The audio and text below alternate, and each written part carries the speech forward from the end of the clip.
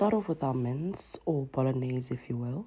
I have cut up 2 large tomatoes into cubes.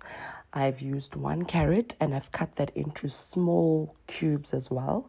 I have got 1 onion, which you must finely chop, and then I have got 2 green chilies, but the green chilies are totally optional if you want your dish not to be spicy. Then to our tomatoes, we are going to add a tablespoon of sugar. This is to sweeten the tomatoes. And then we are also going to add just 1 tablespoon of vinegar.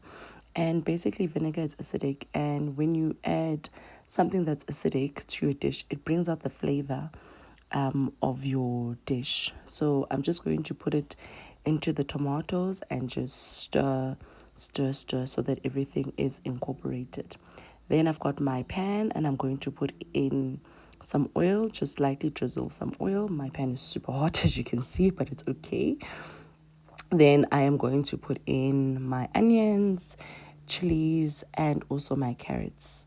And I am going to allow this to cook until the onions are translucent. So I'm just going to move it around in my pot until it starts changing color and your onions are translucent. Now I'm going to take 1 heaped tablespoon of garlic. I am using garlic with herbs. You can also use garlic with ginger or just garlic on its own. It's fine. The main ingredient needed is the garlic. So just put in your garlic and then stir everything around to ensure that everything is nicely mixed together. Then I'm going to add a tablespoon of curry powder. I am using mild and spicy curry powder. Just mix that around. Remember, whenever you add curry powder to your food, you want the curry powder to burn so that it releases its aromatic flavors. And because my pot had just too little oil, I'm adding an extra drizzle of oil just to allow everything to incorporate well together. Now I'm going to add my minced meat. I am using beef minced meat, and I am using 500 grams of beef minced meat. You're more than welcome to use turkey. I don't know if there's chicken, but chicken, whatever minced meat you want to use, you're more than welcome to. Then once you've put your minced meat in the pot, just stir it around. You now want to combine everything that's already in your pot with the mincemeat. And as you see, as you're busy stirring it and moving it around, also breaking the mincemeat apart, you can see it's starting to gain color. The mincemeat in itself is starting to fry. And because mincemeat is fatty, as it's frying, you can see it's starting to release some of that fat that it has. So just continue to move everything around and allow it to fry. And as you're doing this, it's going to start releasing its fat. As you can see, that's all the water that's bubbling out. So allow it to do so.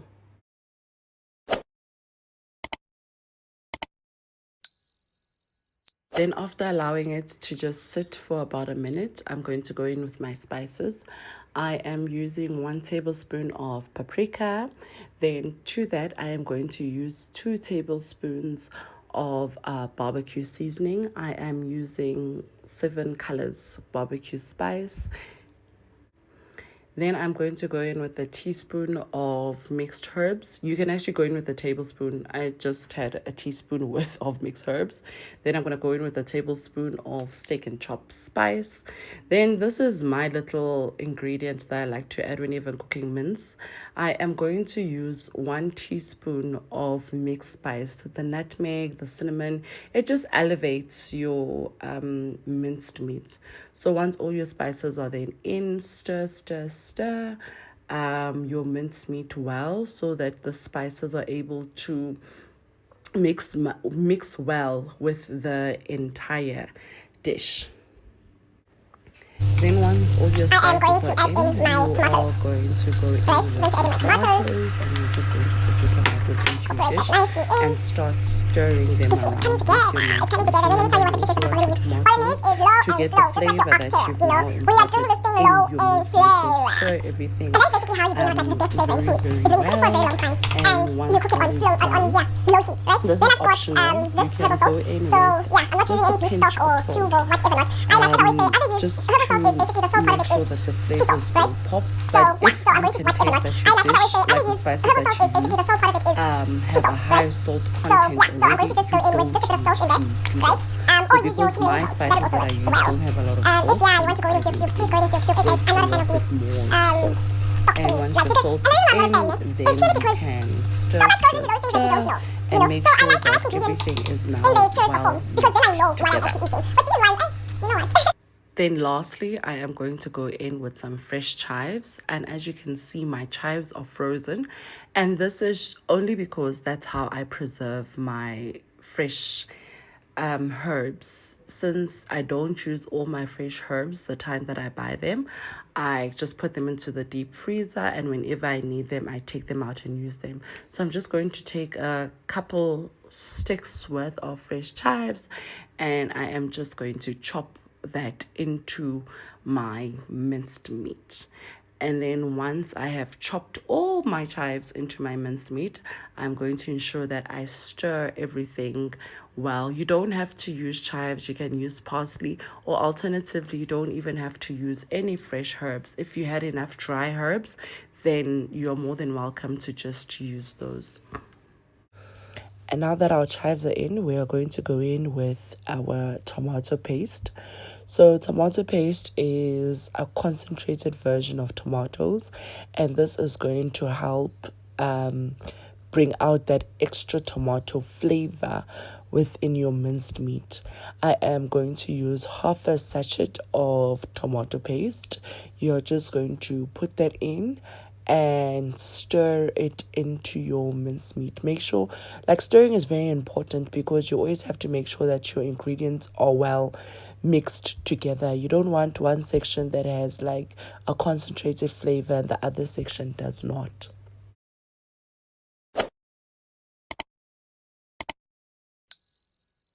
Then allow that to sit and cook for about a minute before we're going to add in our water. You're going to add in 1 cup of boiling water. Please add boiling water. Don't add cold water to your dish, as you're going to mess up the temperature of your dish. Once your water is in, stir that in nicely, and then allow your minced meat to cook for an extra 3 to 5 minutes, just so that the water incorporates and also gets the spices and the minced flavor. The reason why we add water is so that you can have your minced meat a bit more soupy.